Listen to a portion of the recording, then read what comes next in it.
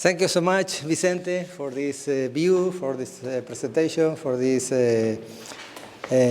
strong emphasis in our migration as a driver of all our culture and all our strong feelings and memories. With the power to change what we can to do as a living project. And thank you, Alvis, also for your translation. We have here a group of 4, all of them related because are people who has been working for so long in local development, mainly. In this case, under the social point of view. And all of them also has been author of different chapters in this book you have in the library. I present related with that all of 3. Venga para acá. Venga para acá. Come on. Oh. Cuidado. No, bueno. Perdón. Eres Carmen. Sí. Yes. Encantado. Sí, pero no vamos a hablar, sino simplemente para presentarla. Then is coming Carmen Nieves. Carmen Nieves, Lorenzo. Saint Carmen was yesterday. Carmen Nieves is lawyer. Is now working in the Canary Service of Employment, but she has been in charge in the Rural Development Association, where Frank was this morning with us. As the director, she has been in charge in training, different training programs for a so long time that he finished his working in the Canary Employment Service. He has been especially involved in different programs under the gender perspective, working in Canary Island and mainland Europe also. She developed in this book the chart of the effects of the volcano under the women perspective, which is too different to the men's viewpoints. She'll talk about all the different situations that situation became, for instance, more violence, domestic violence. Because being together so long time, men and women inside the house without anything and in a stressing situation, and he was being very well studied by Carmen Nieves under their view. Thank you, Carmen. Muchas gracias por estar aquí. And she has been also been cooperating in different countries. Nancy, she is Carmen Riverol, all of them, from La Palma, born in La Palma. Carmen is an example of woman who emigrates, but she immigrated to Europe. She went to Germany after he finished the studies as social worker. She was there teaching Spanish for German people. She began to work in a popular university, and after that she came and works in different activities. She was working, for instance, in the Deutsche Bank. She was working in several. I don't say all the. But finally, he has been returning to their own profession. She's teaching now. With a program related with elder people, but she was in charge of the most stressful situation and needs of inclusion of people who were suffered because of the volcano. She was a social worker in Ayuntamiento de los Llanos de Arenas, los Llanos de Arenas Town Hall. Nancy, for this reason, has a very strong relation with all the community, foreign community, who has been came since years to this area, was very popular because probably thousand people from abroad live here. She was connected by the language and other things, and she wrote with another person, with Lily, the chapter of the view for La Palma under the point of view of those foreign people who are living here. This is another way to analyze a question in La Palma. And finally is Eduardo Calderón, is social worker as well. She is more than social worker, he is the social entrepreneur for excellence in the island. She is president of a very long time foundation funded in the 90s, at the beginning of the 90s. She has been working in all the island, at the beginning just in the 6 municipalities of the north, but now it's a big foundation who are developing projects related with different things. The strongest point has been working with disadvantaged people, mainly disabled people, also working with related with environment kind of activities, ecological activities. And then they have now 3 different centers with people disabled, psychologically disabled in different parts of the island. She had a headquarters in an area in the north of La Palma where they have a project of biological agriculture. He has been developed of second-hand stores in different parts of the island. He has been in charge in different projects of employment supported by the Cabildo, trying to contribute to the reconstruction of the island. This is Eduardo, long experience, all of them. Also Vicente, and we have this opportunity to take all the information, and we feel also very congratulated because they offer and they want to be with us. We need this afternoon, this is a little point, to be a little bit quicker, because we have the dinner at 8, and 8:30 we have another activity. We'll send Vanessa to you any information about that, and we'll need to be very approximating in the finishing time. Yeah, Okay. We'll not send any information about, but Carlos invited some people. That session is not compulsory, so because we agreed to not have activities after 8.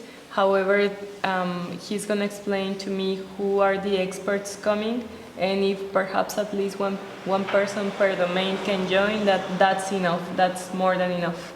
And of course, it's open. Yeah, but still we have to finalize at 7, because we have a break, and then you have another 45 minutes to plan tomorrow. To plan for tomorrow. Yeah. So for now, we're gonna break in the different group sessions, and we have 1 hour and a half. Remember taking a break and summarizing as we have done it, and also take your expert with you. Yeah.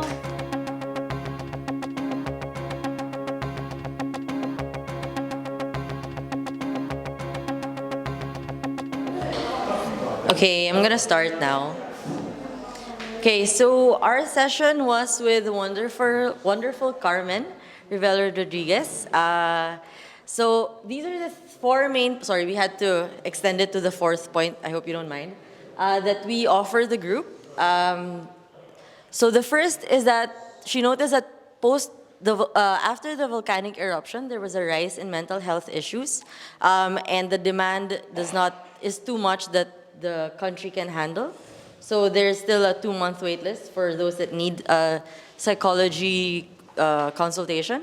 And here she also noted that there are people who find their individual ways, but there are also people that wait for the government to do something. So immediately after the volcanic eruption, there was immediate solidarity, but it quickly dissipated into people sort of doing what they needed to do to bounce back. So it was more of like a every person for themselves situation. But there are also those people that are still waiting for the government to do something. The second point in our discussion is that there is a need for a visionary initiative driven by a person or a local cooperative who can tell people as it is, who are transparent and fact-based to the people of La Palma. And this is coming from the previous mayor during the eruption, who was not communicating well to the people. thanks, who was not communicating well to the people. She preferred to keep them hoping, and she wasn't telling the people the situation, so she wasn't transparent, and this wasn't appreciated. And then she was replaced by someone who was communicating well. So there is a need for someone who can tell people as it is in La Palma. And the third point is that there is a need for a clear and shared vision that involves all of the people in La Palma, that takes the best of old and traditional ways that is updated with the best of current ways. Because what we discussed is that because there is such a dominance of the aging population, they're the ones also who are making the decisions. And this has pushed the youth to the margins to the point that they have stopped even hoping or trying to do something. And this actually was driving them away from the island. So because the youth are not part of the decision making, they don't see their future here. And this needs to be fixed. But in terms of taking the best of old, it means taking the circular economy, going back to the land, being more maybe agriculture-oriented also, learning also from the old people, and updating it with the best of current ways in the sense that we need to improve the infrastructure of connections in terms of connectivity with the internet, and also with the connectivity in terms of access to the island for those people who want to get in and out of the island. Needs to be updated also. And this needs to be done by the locals. It needs to be locally led with cooperatives, because if it's someone coming outside of the island and imposing these initiatives, then it's not going to work. And for the fourth point, it's important to remember that the island offers clean and rich ecological resources, and that we need to preserve these and promote them to inspire the people of La Palma and the youth and give them hope for their future on the island. So there is this diamond, and we need to learn how to take care of it. That's it. Do my group mates want to add something? I think those are the, we talked about so much, but those are really we talked about so much in our session. It was incredible, but these were really the 4 kind of new points that we want to share with the group. If I can just add to that, we also spoke in relation to this common vision and increasing participation of the youth in decision-making and preparing the vision for the island. We realized that there was a small kind of loop there which reduced, like there would be more transparency if there was that kind of participatory approach, which would reduce resistance and then help boost or reduce resistance for infrastructure or new development projects. And Carmen also pointed out the need for corporate local investment, which means that she believes that we can get the bigger corporations to come in and set up smaller branches so that the local people can be employed in sort of executing this vision. So that's something that she said would really boost the young people's motivation to stay on the island, because they would work for these kind of bigger companies, but in the local context, and that would then further inspire. Sorry, were you going to say something? Yeah, I'll jump in after you. Yeah, and that will further inspire people to stay on the island, and it'll further strengthen the common vision, because they'll want to still again be more part of the planning, if that makes sense. I can draw it out later, but yeah. Only if we have time, or shall we move Just on? do it quick. Okay, very quickly.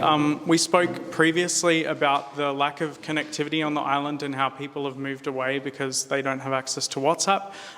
So there's a need to improve connectivity on the island, and that might retain some people.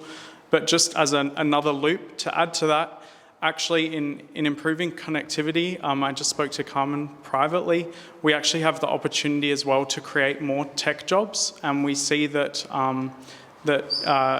expat professionals and young people that work in the tech industry, which is growing, if they want to move to La Palma, it's not an option.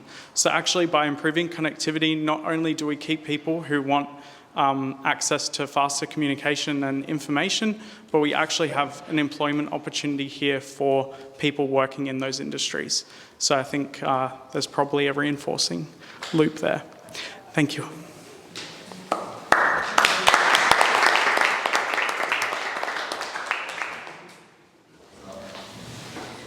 Okay, first of all, thank you, Eduardo, for all your knowledge and your wonderful project.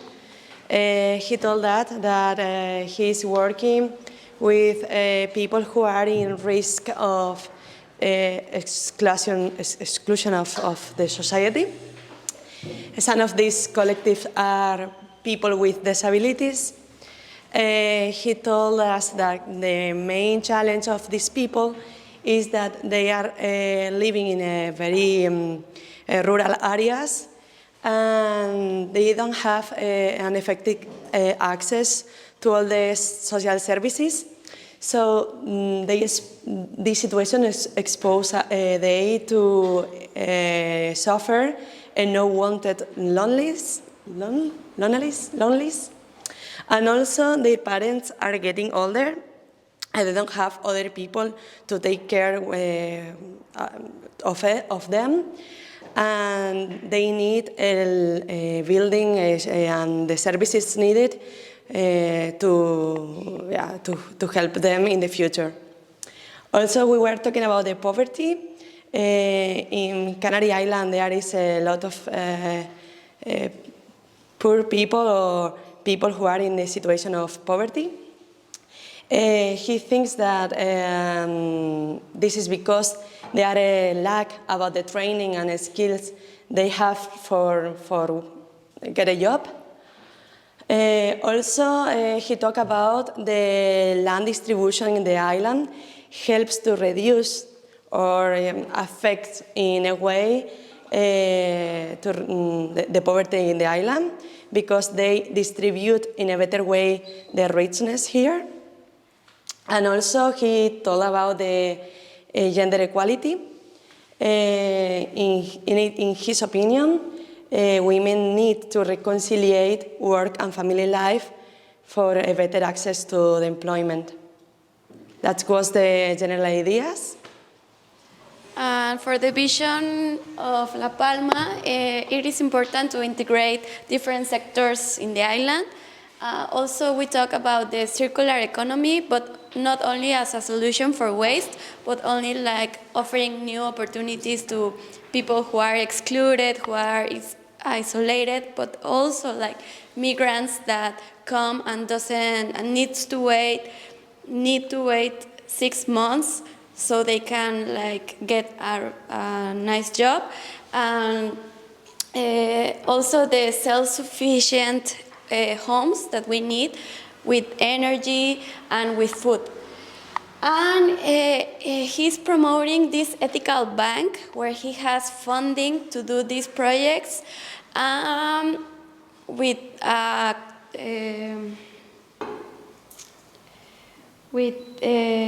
these banks that don't promote fundings for war, but they are specialized to promote these fundings for ethical solutions and ethical projects. That's it. Which one? Last one? The ethical bank? Yeah, that he wants to promote these projects through banks that are ethical, that don't promote to the war, like because for his project they need sometimes money, and so they don't want to go to a normal bank because it's contribute to inequality in the. I'm sorry. I don't have to start again, no? Because the normal bank don't help to inequality distribution of the richness. For this reason, they started a new project about this other kind of ethical bank here, like in a cooperative, something like that. Yeah. And that it also follows some methodology from Switzerland. It follows this method like pioneered in Switzerland, and essentially the financing of the bank follows like the sustainable finance principles. So promoting sustainable businesses and preventing financing to military conflict, which she was mentioning.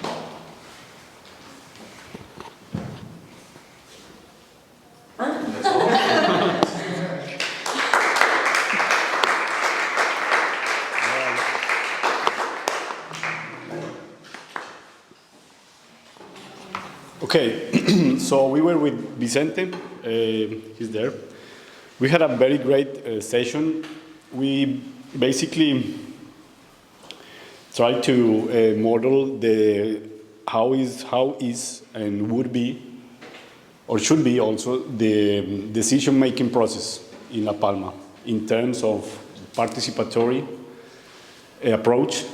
So I will explain just the model, and Berto will explain further the ideas that we portrayed. So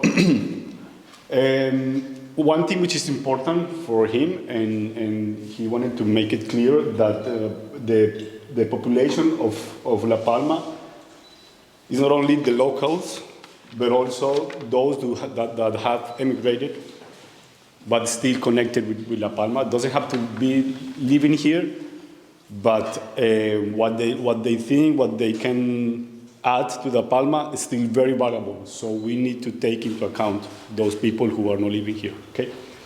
Also, the importance to have open access to information for the decision-making process. It boosts the collective responses, and that those collective responses would make the confluence of the administration and the people in the decision-making process. So the more collective are those responses, the more confluence among people and the administration. The more confluence between people and administration, it means the more, how do you say this, corresponsability in the decision-making process. It means that people will feel more engaged. Not only people, but also the administrators will feel more engaged in this process of decision-making. The more engaged, so it means the more effectivity of the administration in the decision-making process, because people will feel more compelled to support those decisions which are taking into account what the people think or believe or feel. So the more effectiveness, it means that the people will be more aware of the social control of the consequences of those decisions. So it's not like people, the administrators will take decisions and people will never care about. No, if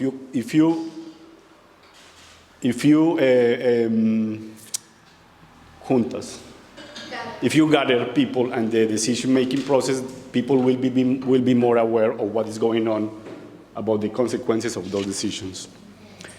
This will boost a shared vision.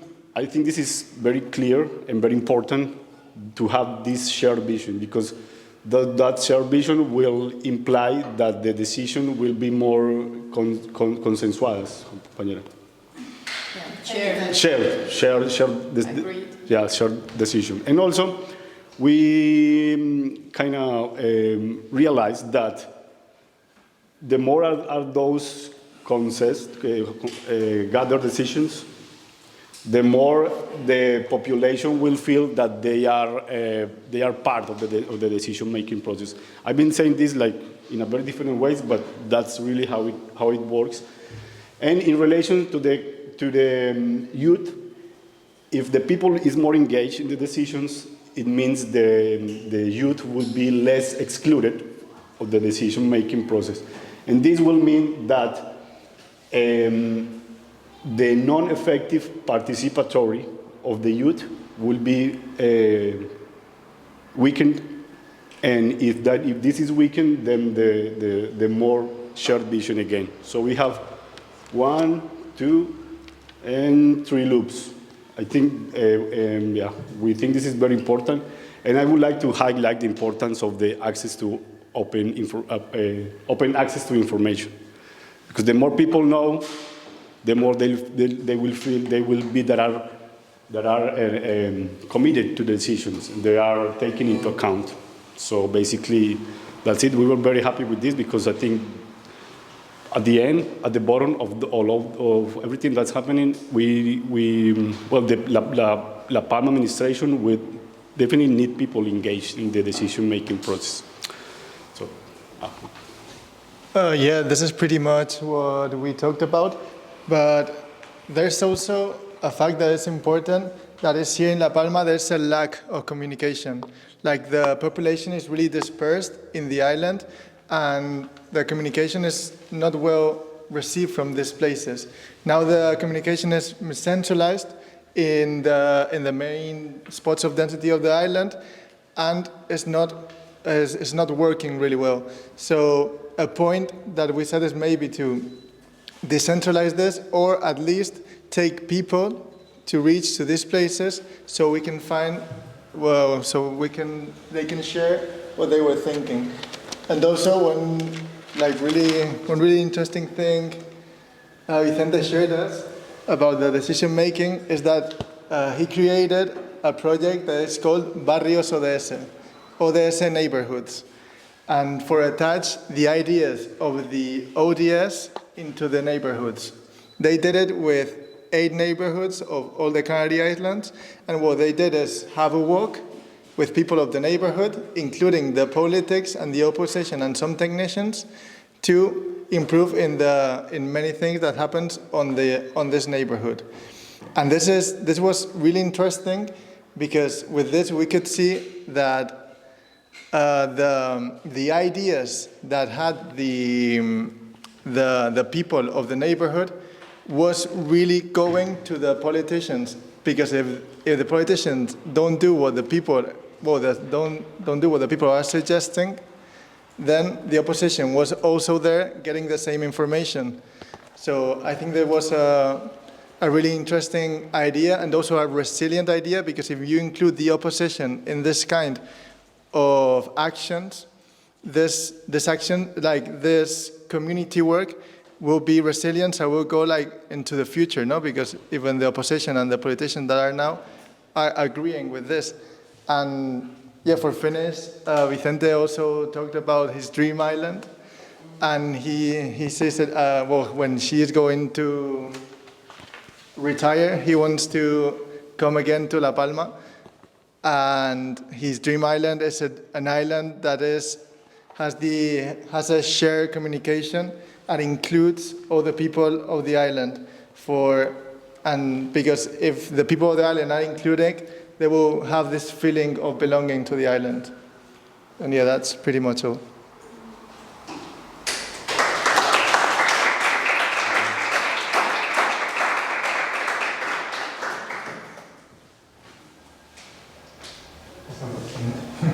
Is there one group missing? Or that's it?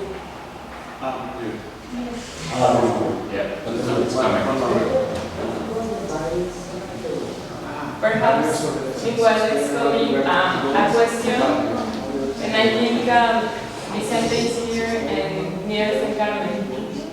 Did you guys talk about perhaps how to, because it's very clear, this desire for a common vision, for a shared vision in the island. Did you guys have the opportunity to discuss how will it look like that process of creating a common vision with the citizens in the island? Alberto just shared an example that Vicente executed, these walk-ins, but did you talk about how perhaps to create these common images, this common vision, desired vision? Because many often the traditional methods to do that will do something like tables or consultations. But do you know any other creative process that perhaps happened here? Or you, Carmen and Nieves, para crear esta visión común de la que se ha hablado, un ejemplo tal vez, para empezar a compartir algunas ideas, es lo que nos comentaba al final Alberto de las caminatas que organizaste, Vicente, en los vecindarios. Entonces la pregunta es cómo se vería ese proceso de creación de una visión compartida que pueda retar a lo mejor el modelo económico que tiene ahora la isla hacia otros horizontes, pero cómo se vería ese espacio de encuentro aquí en La Palma. ¿Hay algunas ideas o experiencias que hayan sucedido? En temas de visión compartida, prácticamente no se ha trabajado nada, salvo lo que comentaba Vicente antes, la experiencia que se ha tenido con el proyecto a raíz del volcán. Evidentemente yo creo que sería súper beneficioso para la isla el tener una visión compartida desde los distintos sectores, ¿sabes? Porque falta esa visión, lo hablamos también en el grupo nuestro, ¿no? Incluso yo lo veo en el sector empresarial, falta una visión de futuro del sector empresarial. Con el tema de la natalidad, por ejemplo, yo les comentaba en el grupo en el que trabajamos que yo a veces me planteo ¿para qué vamos a hacer tanta inversión si al final aquí están naciendo 400 niños al año? Y esto supone que en pocos años se va a minorar la población drásticamente. O sea, ¿para quién estamos haciendo una inversión enorme en agricultura, en riegos, en obras? Cuando la población se va a minorar, o sea, no necesitamos tantas carreteras, porque entonces, pues eso, falta eso, una visión compartida de todos los sectores y que todos los sectores sean conscientes de toda la problemática que hay. Por ejemplo, un ejemplo claro yo creo que es el tema de la natalidad, o sea, tenemos una tasa de natalidad del 4,2, algo así, me parece que está ahora.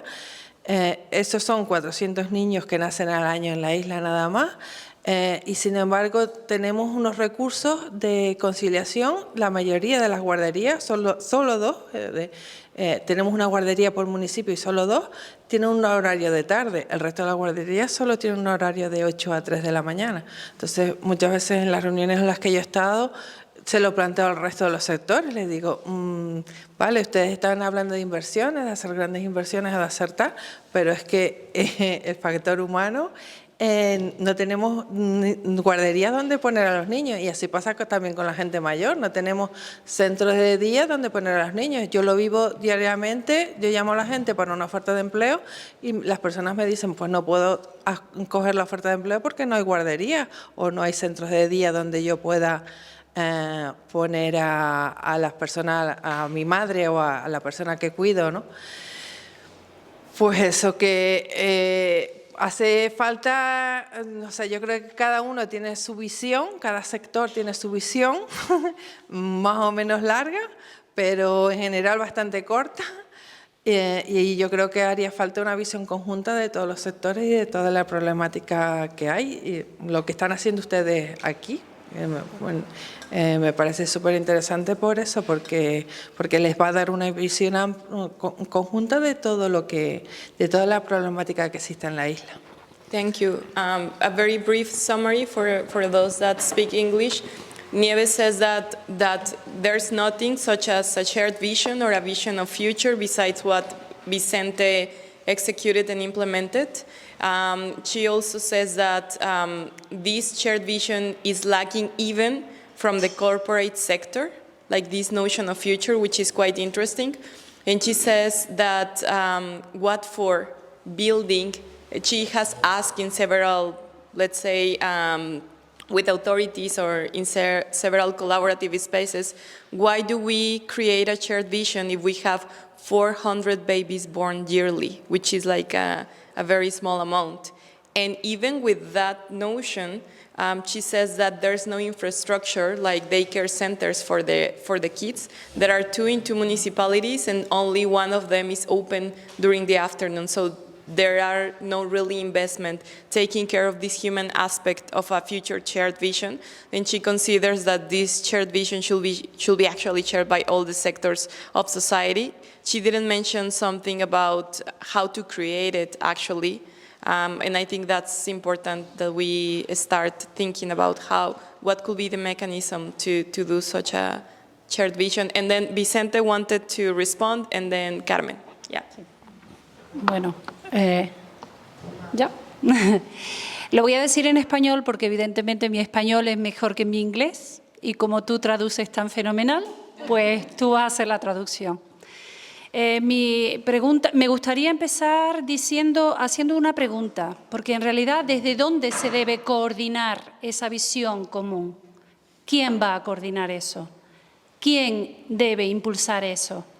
En La Palma hay iniciativas que desde transición energética, por ejemplo, que aglutina a, digamos, un grupo de personas más visionarias, más,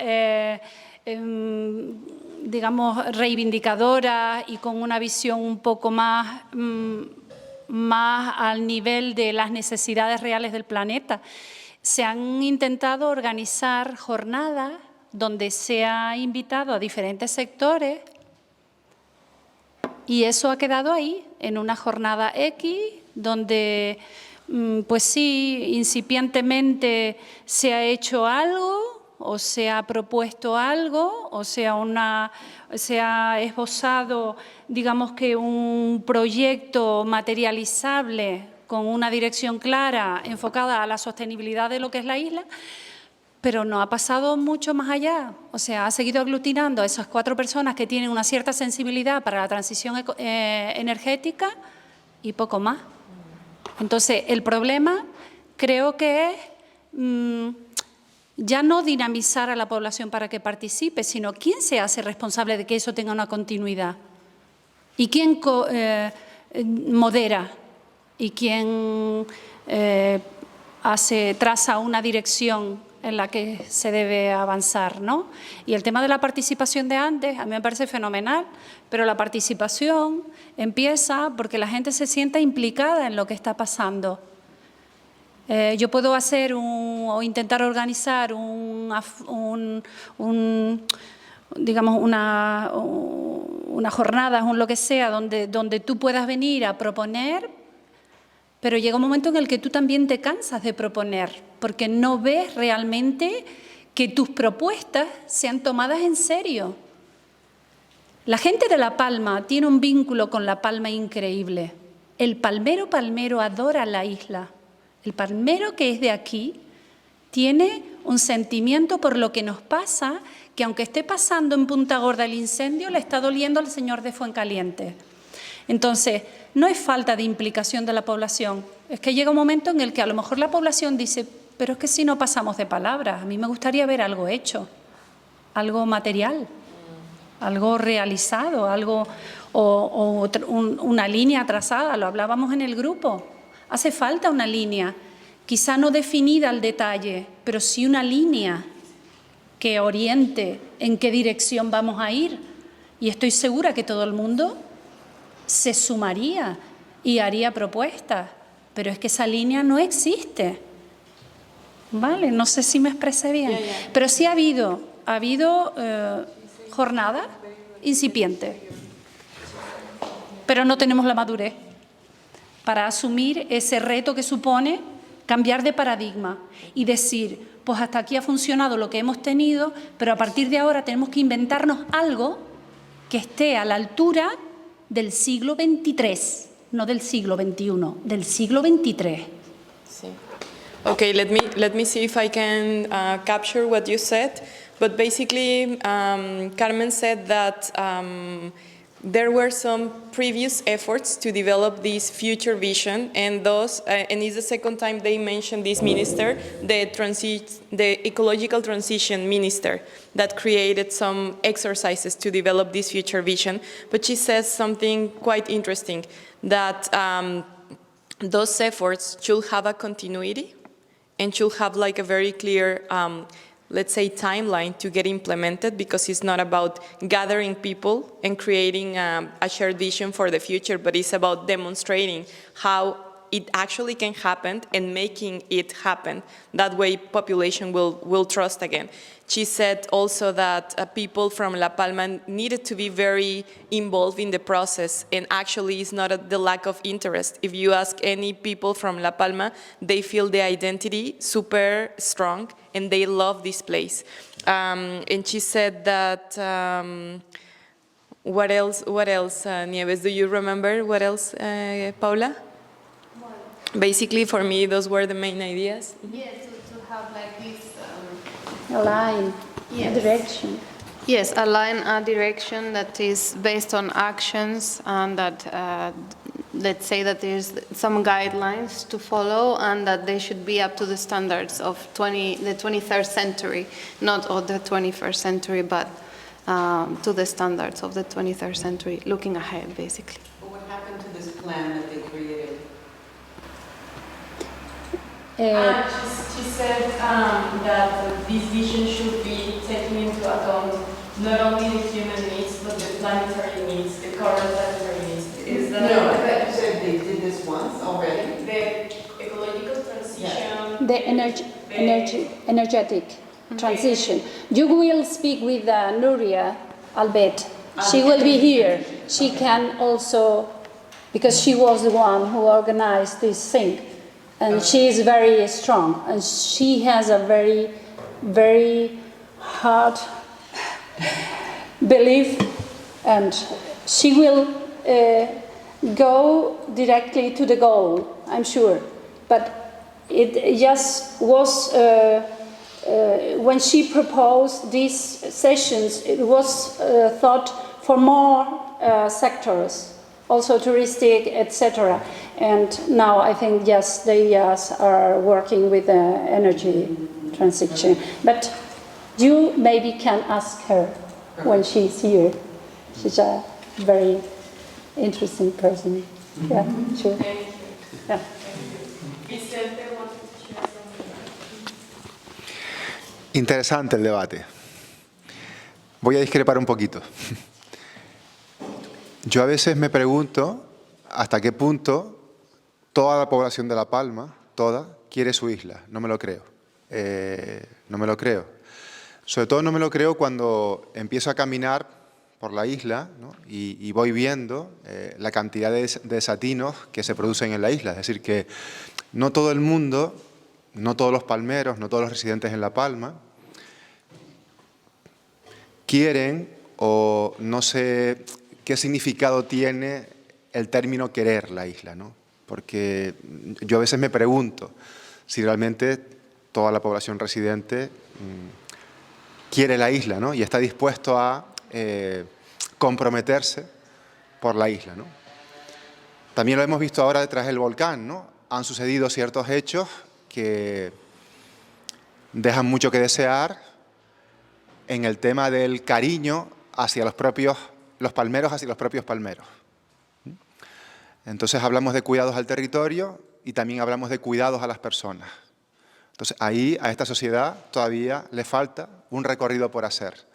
Porque cuidar es cuidarlo todo, es cuidarnos, ¿no? De forma integral. Entonces ahí hay un reto permanente, ¿no? de considerar la isla en su integridad, ¿no? Sí es verdad que hay muchas personas en la isla que sienten la isla, que la sienten, ¿no? Y les duele lo que a veces pasa en La Palma, ¿no? Habría que ver cómo esas personas, ¿no? Pueden trasladar, ¿no? Pueden impregnar al resto, ¿no? de ese compromiso y de ese afecto, ¿no? Yo creo que más que encontrarnos líneas trazadas, como decía ahora Carmen, creo que lo ideal sería construir espacios para trazar líneas. Es decir, creo que la clave de esto, que es muy complejo, obviamente, es muy complejo, es que en La Palma empecemos a encontrar espacios amables, espacios incluyentes, espacios donde no seamos señaladas las personas si pensamos una cosa o pensamos la otra, donde podamos con seguridad hablar del presente y del futuro de la isla y que eso vaya generando aprendizajes, es decir, que vayamos aprendiendo, porque es un aprendizaje, a generar esa construcción, el trazado de esas líneas, ¿no? Con respeto, con amor a lo que queremos hacer, mirando al presente, mirando al futuro, ¿no? Hay un antecedente importante, perdonen que vaya al pasado ahora, al pasado casi remoto. Aquel señor que está sentado sabe mucho de eso y algunas otras personas. Y es que en el año 1990-1991 se dio una experiencia muy interesante que fue la constitución del Grupo de Acción Local de la Isla de La Palma, ADER, que antes representaba Fran Domínguez, ¿no? como actual gerente, ¿no? Es una experiencia pequeña, pero yo les invito a que la conozcan, porque en ese momento se crearon esos espacios para que las personas pudiesen encontrarse, reconocerse, dialogar y definir un objetivo compartido, limitado, modesto, no tanto en ese momento porque estaba vinculado con una convocatoria de financiación europea, pero fue posible, ¿no? Y ese grupo de acción local, en el que ha trabajado Carmen Nieves también durante muchos años, pues lleva vivo 35 años casi. Algo bien se hizo, ¿no? Cuando esa experiencia sigue viva y sigue siendo un referente, ¿no? Y acabo. Yo creo que ahí tenemos que comprometernos. Yeah, maybe let me just translate what we have so far. Yeah, because it's getting pretty long. Pensé que iba a traducir, Vanessa. Okay, so he goes on to question whether everybody in La Palma truly cares for the island. He says that caring for the island is not only just caring for the territory, it's the territory and the people, and he thinks that we still have a challenge there to be addressed, and a lot of it was seen during the volcano, how people interacted with other people and how much they showed this like love for the community and for your neighbors. He says that there is a need for spaces where the citizens can speak freely and without fear of being judged or being canceled with relations to the future of the island and the plans that they want to execute here in the island. And that in the past there's been some attempts that have been successful in doing that. ¿Cómo se llama? Acción local, comunidad. Grupo de acción local. Grupo de acción local. So group of local action. Asociación de Desarrollo Rural de la Isla de La Palma. Yeah. Okay. Association of Rural Development of La Palma, and these are groups that have been alive for 35 years. So he says there's something good happening there that we can look for inspiration for new spaces of similar way of working. And perhaps something that may be a bit different, although perhaps complementary of what Carmen said. Vicente mentions that beyond making or creating a timeline, he will invest in the creation of social spaces for sharing, and then citizens could create the different timelines they want, or the different actions they want for La Palma, instead of making them a master plan. Una idea final, ¿no? Una idea final nada más. Creo que se esperaría que los diferentes protagonistas de la isla den el paso adelante. Las instituciones tienen que darlo ya, porque están tardando en generar esta otra posición, ¿no? De pensar que no son ellas en exclusiva las que tienen que tener, ¿no? La iniciativa, ¿no? y la decisión final de todo. Pero también la ciudadanía, organizada o no organizada en la isla, tiene que dar un paso adelante, ¿no? Y si lo hace para otras cosas, también debería hacerlo para generar ese proyecto, ¿no? Hay personas con mucha influencia en la isla, que son muy escuchadas, deberían dar un paso adelante, deberían ser predictoras, ¿no? Deberían tener esa influencia en otras personas, ¿no? El sector empresarial de la isla también debería de abanderar este tipo de procesos, ¿no? Más participados, ¿no? Más con un enfoque comunitario, ¿no? Conjugando intereses que los tiene y a veces son contrapuestos. Entonces, yo entiendo que deberían ser todos los sectores, obviamente con diferentes ritmos unos y otros, pero deberían dar ese paso adelante, aspirando a que los demás estén, ¿no? Porque la cuestión es que a veces hacemos temas muy sectoriales, ¿no? Nos encontramos sectorialmente, pero necesitamos un diálogo que que trascienda lo sectorial y se encuentre en lo integral, ¿no? Que pensemos la isla, es verdad, desde cada sector, pero que pensemos en algo que es común, y lo común es la isla, y que la isla avance. Y eso todavía creo que no nos ha convocado. El volcán podía haber sido un buen momento. Yo creo que no sucedió. Igual que la pandemia, la salida de la pandemia podía haber sido un buen momento, ¿no? La crisis anterior podía haber sido un buen momento, y creo que vamos dejando pasar momentos donde las personas pueden estar más predispuestas, ¿no?, a buscar ese espacio, y como no ocurre, es verdad lo que antes se planteaba, nos vamos frustrando como comunidad.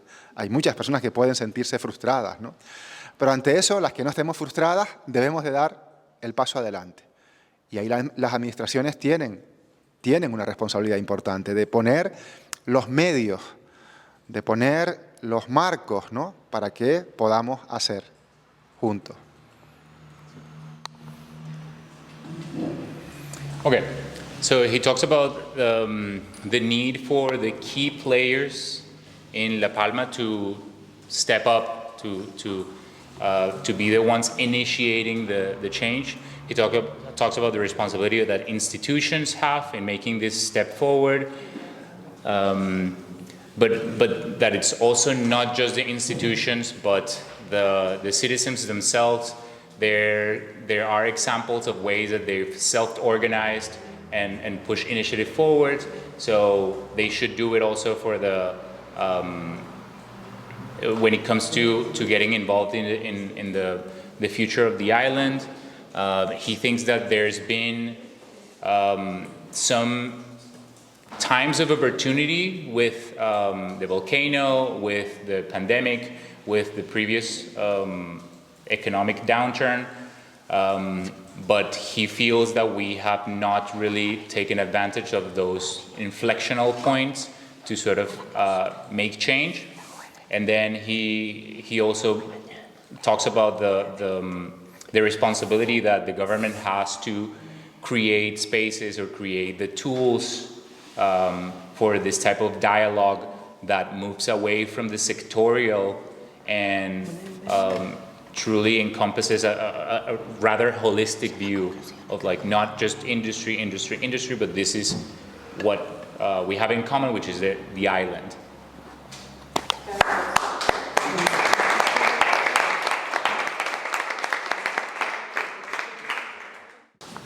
This is for Vanessa. Vanessa asked me. Voy a hablar en español, que yo me entiendo.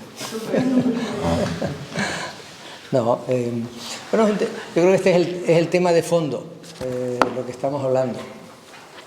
De cómo se puede, la pregunta es, ¿cómo construir una visión compartida de futuro en la isla? Bueno, a estas alturas creo que hay muchos ingredientes dichos de lo que es la realidad palmera. Hay corrientes muy profundas, hay corrientes con mucha fuerza. Vicente ha apuntado algunas de ellas. Son, diría, variables dominantes que tenemos en nuestro contexto sociocultural. Esas variables dominantes suman muchos elementos. Suman el elemento familia. Yo diría, por debajo de todo, somos una sociedad muy conservadora. Vamos a ir poniendo pilares. Somos una sociedad muy conservadora. Muy conservadora por arraigos al territorio, muy conservadoras por formas de relación entre las personas, conservadoras por los vínculos en relación a la familia, conservadora por la escasez de recursos básicos alimentarios que provocó la tremenda migración que explicaba hoy Vicente y que tenía como un efecto colateral el individualismo. Por lo tanto, ese es, digamos, el suelo profundo en el que construimos el futuro de esta sociedad en competencia con otras cosas. Entonces, hay que entender la isla no como un sistema individual, hay que entender la isla como un sistema integrado en un conjunto archipelágico donde se dan relaciones de dominancia y de dependencia. Y nosotros en la isla de La Palma vivimos relaciones de dependencia respecto a otras islas capitalinas y del archipiélago respecto al Estado y a otras influencias internacionales. Entonces, con la base social y cultural que tenemos, yo creo que la gran cuestión y la gran pregunta es ¿cuáles son los márgenes de maniobra para desarrollar, utilizo las palabras de Vicente, para desarrollar un proyecto no de vida, sino de sociedad en esta isla caracterizada por la pequeñez? Bueno, y a partir de ahí, no me voy a extender mucho. A partir de ahí, yo diría que transitamos casi todo, ¿vale? El centro, le estamos dando foco a cómo son nuestras relaciones. Esa es una de las cuestiones a las que le estamos dando foco. Y ahí viene toda la dimensión social y viene también la dimensión valórica, ¿vale? Valores, personas, cómo somos. ¿Cuánto de ficción tiene la sonrisa también? Hay mucha realidad fingida en la isla, eso hay que entenderlo e interpretarlo. Y es fingido porque no es real y porque es el resultado de una forma de convivencia en un entorno muy pequeño y muy cerrado. Esa es otra coordenada. Entonces, lo social es muy dominante en esta isla. Y parto de la base previa que era lo conservador. Si nuestra suma es dependencia, individualismo, estructura conservadora, los proyectos de futuro no son muy proactivos, son reactivos. Alguien nos da un sacudión, nos da un sacudión volcánico, nos da un sacudión de fuego, nos da un sacudión de catástrofe migratoria y reaccionamos. Un capítulo ahí. Un segundo capítulo. Lo que se pueda. Tú mismo no lo vas a hacer. So difficult for me. I'll make a summary. What he said is actually very interesting. I wish you all speak Spanish because also Carlos talks really poetically in Spanish in a very amazing way, and he's giving an analysis of the challenges, the deep challenges of building this future vision. And he says that the root causes are that we have to consider when thinking even about creating this future vision are the conservative character of society that comes from the family bonds, but also it comes from a lot of moments in the history of the population of the island where they had to migrate and there was a scarcity of resources. So there's a very deep conservative aspect.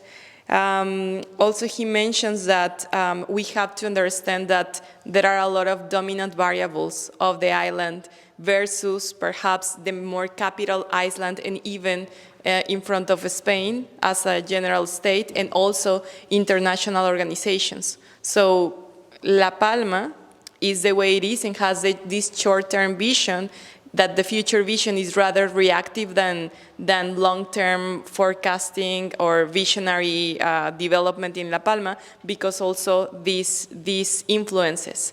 And he was saying that he will come back to this conservative character because you may see in the street people that they may smile to you, but he says that this smile may not be true or may be fake. So we have to consider that happens because that happens within a territory where everyone knows each other. So it's a sort of way also to keep balance in the relationships. And he said that actually relationships are very important. And then he was gonna go deeper into that. ¿Algo más? Excelente. Excelente, Vanessa. No, es decir, esa es una capa esta que es más del tipo social. Una segunda capa para mirar esto. Dice, ¿cómo es esta sociedad? Desde un punto yo creo que las variables claves se han apuntado todas. Yo diría que hablamos antes de lo social y lo cultural. La segunda variable para mí tremendamente pesada, la han señalado todos los que han pasado por aquí, enfatizaba mucho Vicente también, ella y Carmen Nieves, también Menzi, es la variable demográfica. Carmen Nieves hablaba de los 400 niños nacidos.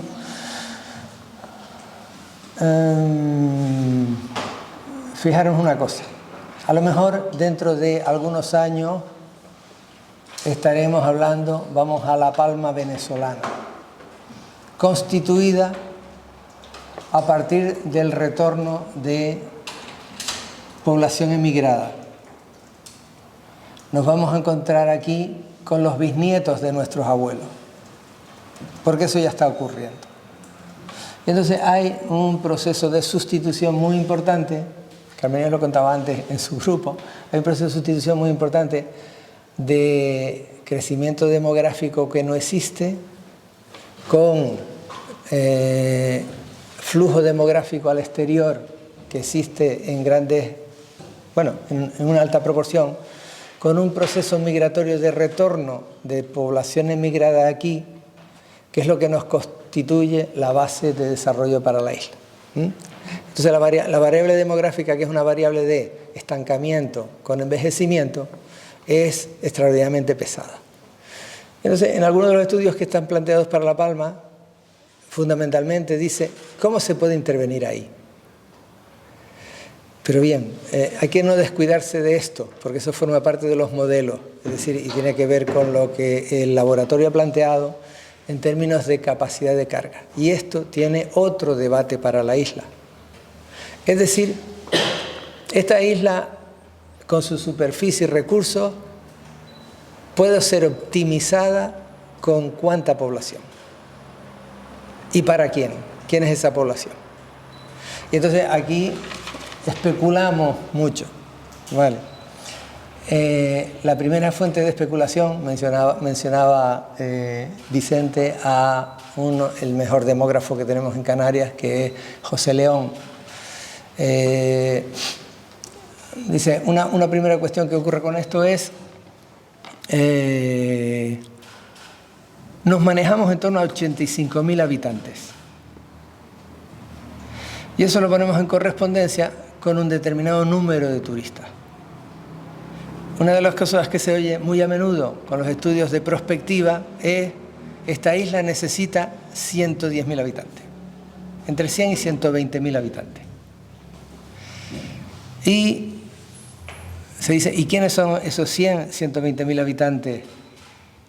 Porque eso es lo que ha ocurrido en otras islas.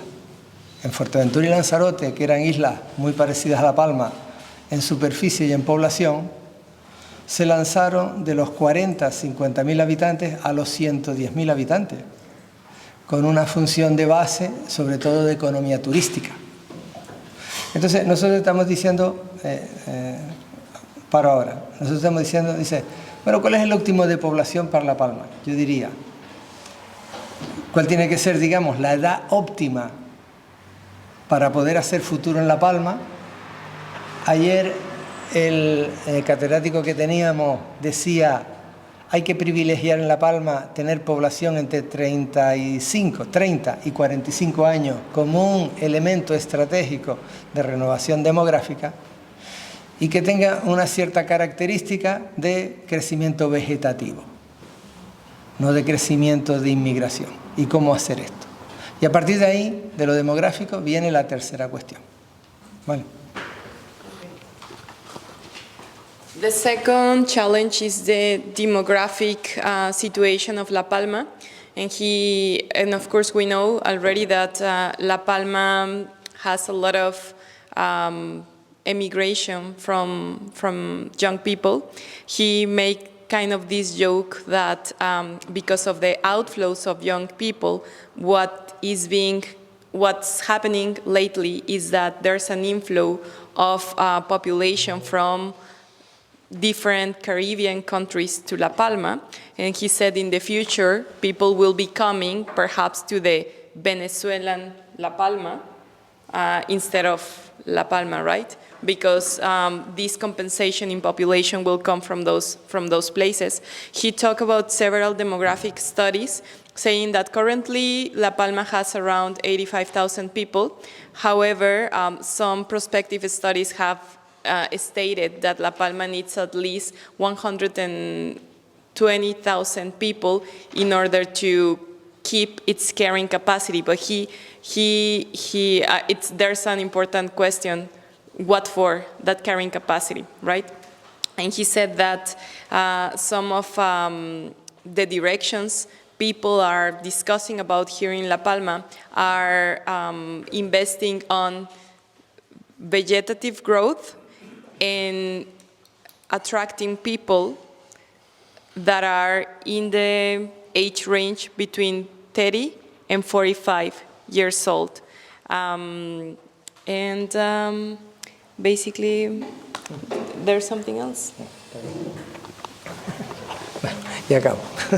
Bueno, acabo esto para no hacerlo muy largo. Ya habrá ocasiones.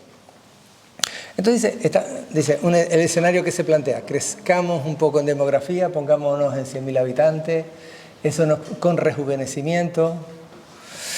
A mí me parece muy interesante el enfoque, por ejemplo, que Menzi ha hecho en trabajos de ella, donde la población que ha venido a la isla ha sido el reactivador principal, ha sido el revulsivo principal, ha sido el agente de innovación principal. Lo fueron en un momento determinado los alemanes cuando recuperaron la casa, lo fueron asimismo determinado tipo de poblaciones que han venido, que se han arraigado a la isla y que han sido, digamos, los elementos que han conducido un proceso de cuidado ambientales. Ahora lo estamos viviendo. Son ellos los que nos están exigiendo algún tipo de patrón de conducta desde el punto de vista de lo que sería el comportamiento ambiental más comprometido. Entonces, dice, sobre esa base de habitantes viene lo siguiente. Esto es capaz de transformar, y eso es un interrogante, esto es capaz de transformar el cómo están conformadas nuestras empresas, nuestras asociaciones, nuestras instituciones, con su forma de relación, producción y de gobierno. Esa sería para mí la cuestión fundamental. Y a partir de ahí lo que diría es cuál es nuestro potencial de inteligencia. Entonces yo haría un pilar muy importante en esta isla, que lo puede tener y que hay muchas cosas que convergen a ello, es decir, cómo, Carmelo ha trabajado mucho en eso, cómo sería nuestra hemointeligencia.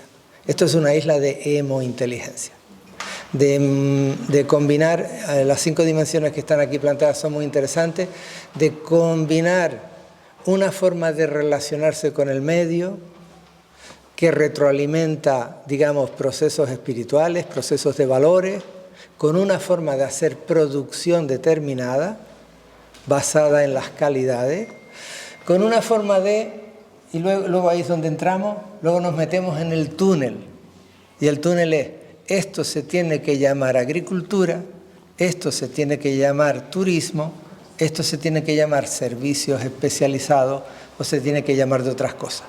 Y entonces ahí, esa hemointeligencia para hacer otras cosas no nos da una salida de túnel haciendo cosas distintas. Estamos en el túnel oscuro. Y en el túnel oscuro solo vemos agricultura tradicional, que si imaginamos algo, imaginamos transición a lo ecológico. En el túnel vemos turismo convencional normal, no voy a llamarlo masivo, que si imaginamos algo, vemos un poquito de ecoturismo, turismo slow, turismo de salud, turismo stargazing que vimos el otro día. Y si nos metemos en ese tipo de túnel, habría que decir que un componente muy importante de la isla, que no es ni más ni menos que el 40%, es todo el aporte de recursos que tiene el sector público.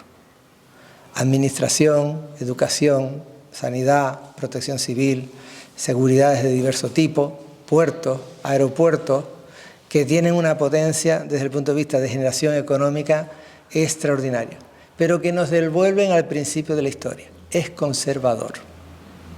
Y esa conservación la hace ese establishment de personas y profesionales que tienen un nivel determinado de retribución importante, pero que no están interesados en la innovación, están interesados en el confort.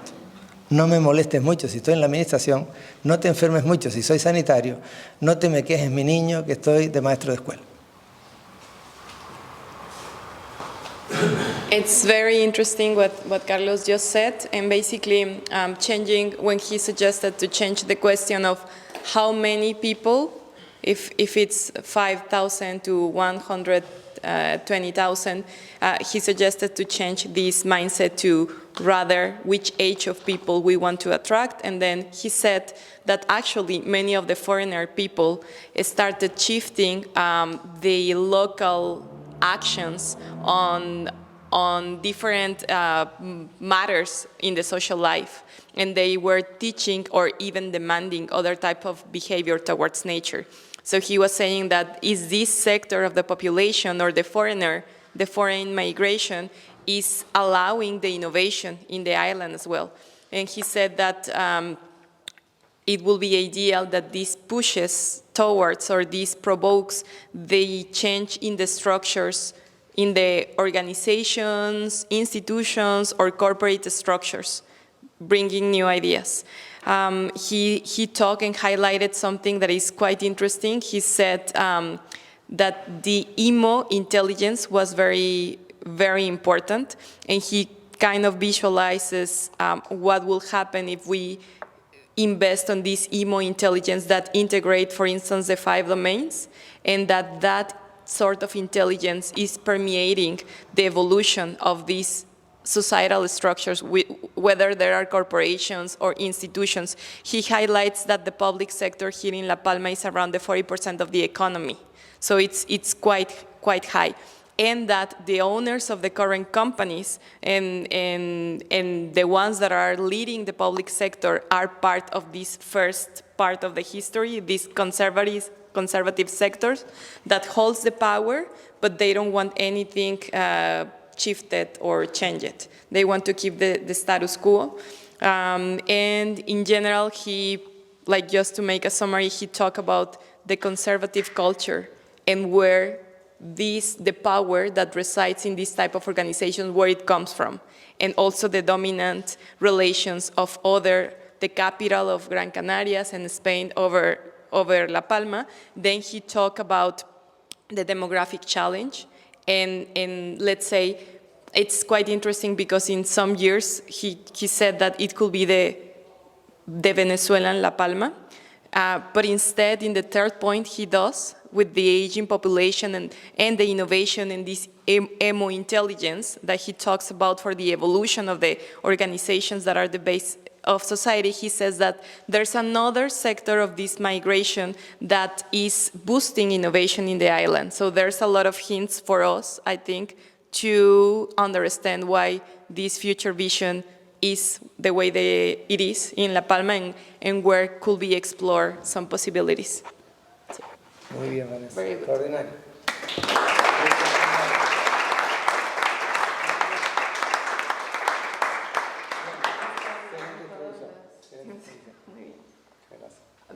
Do you guys have any comment? I think we're pretty much like over time almost for dinner.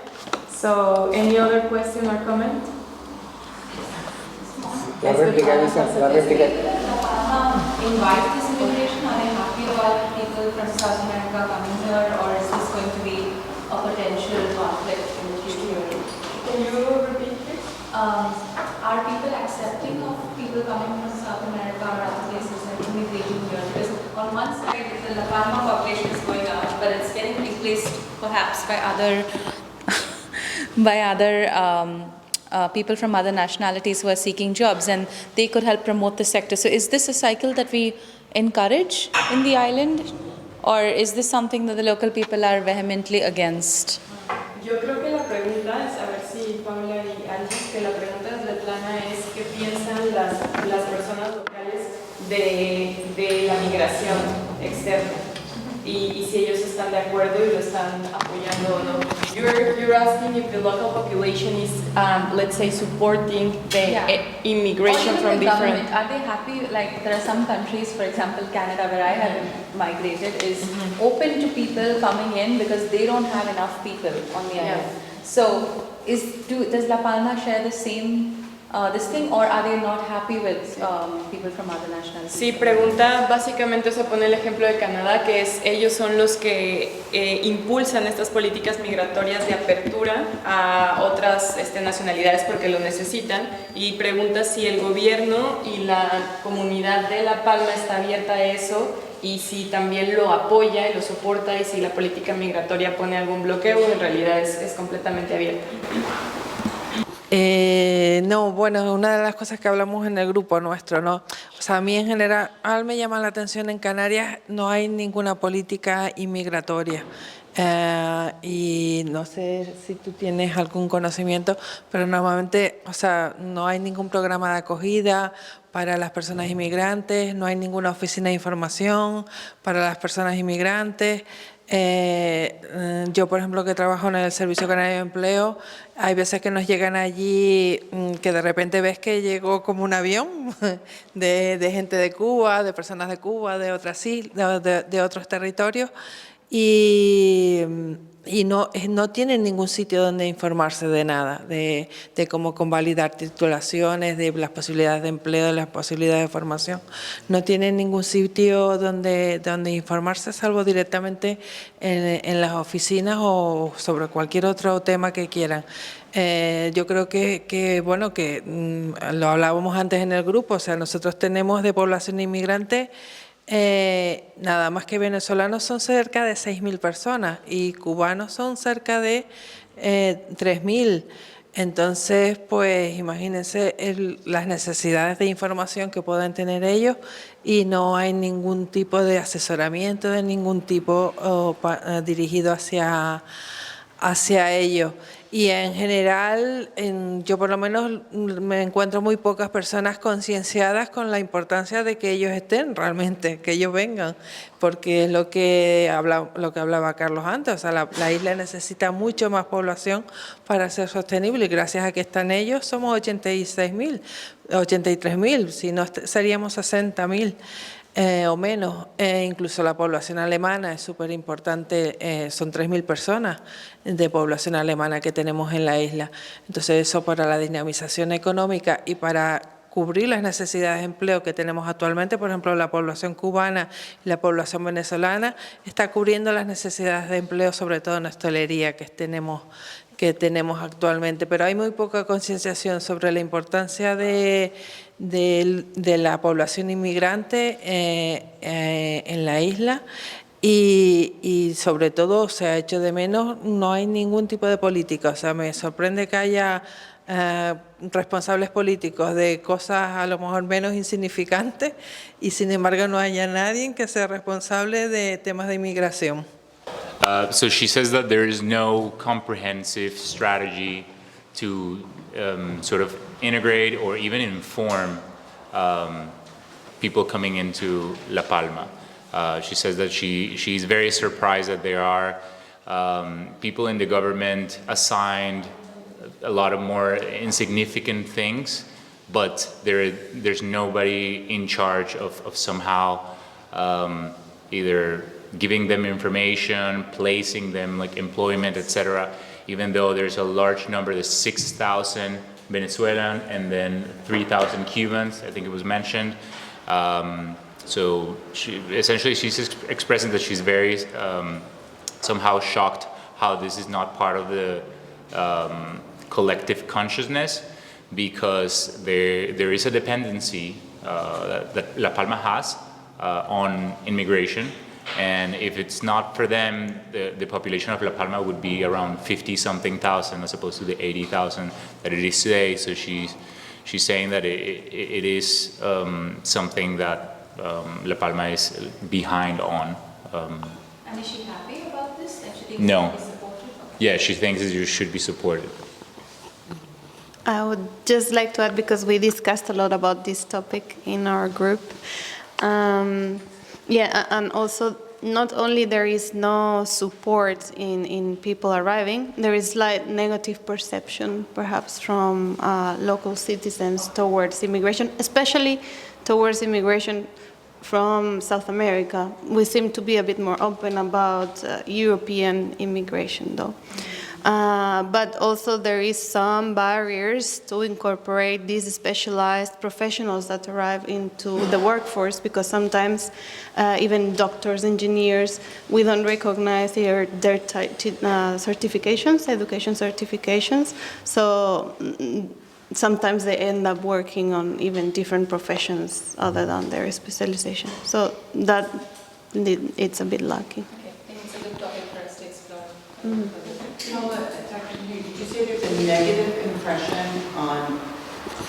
Did you say there's a negative impression about immigrants from South America? Well, what I've collected from discussions throughout today and yesterday is that there is like negative perception from citizens, like local citizens, obviously not institutions or them, but yeah, that the perception is slightly negative. Creo que a los retos que tiene La Palma, creo que lo dije al principio de la tarde, ¿no? Tendrá que apuntar a un nuevo reto, que es gestionar la creciente diversidad humana y cultural de su población. Porque, como antes comentaba Carlos, esta isla no va a crecer por el aporte vegetativo. Si crece, a corto plazo y medio plazo, va a crecer porque lleguen personas del exterior, ¿no? Ahora hay un flujo muy claro, que es el flujo latinoamericano, concretamente venezolano y cubano, ¿no? No descartamos que se sigan diversificando, ¿no?, los flujos migratorios, ¿no? Eso aterriza en un contexto donde no hay planificación migratoria. El primer plan de inmigración y convivencia intercultural lo estamos haciendo ahora, después de 20 años sin plan, para toda la región, porque es una cuestión que se aborda en el conjunto de la región, ¿no? Una pregunta que tendríamos que hacernos los palmeros, las palmeras, las personas que estábamos aquí antes, ¿no?, es cómo recibimos a las personas migrantes que llegan y qué respuestas le damos, ¿no? Personas que a veces vienen a cubrir lagunas importantes, ¿no?, del sistema productivo, a veces en la esfera de los cuidados personales, de los cuidados a las personas, ¿no? ¿Y qué respuestas se les está dando? Por ejemplo, ¿qué obstáculos siguen teniendo a regularizar su situación, acreditar sus titulaciones, encontrar una vivienda digna? Bueno, que se le dé realmente una respuesta a la altura del aporte que hacen esas personas a la isla. Esa es una pregunta que deberíamos de formularnos, ¿no? Y no solamente en La Palma, sino en cualquier isla, ¿no? Y entiendo que va a ser otro reto porque la convivencia es un pilar esencial, ¿no?, de nuestro presente y de nuestro futuro, y hay que trabajarlo, no se gestiona espontáneamente. Entonces ahí habrá también que echarle un pensamiento, y eso aterriza en el marco de una sociedad, como decía Carlos, muy conservadora. Muy conservadora. Hasta ahora no ha habido, desde mi punto de vista, conflictos, ni ha habido dificultades importantes, pero eso no es obstáculo para que las pueda haber en el futuro, cuando a lo mejor la isla se empiece a apretar.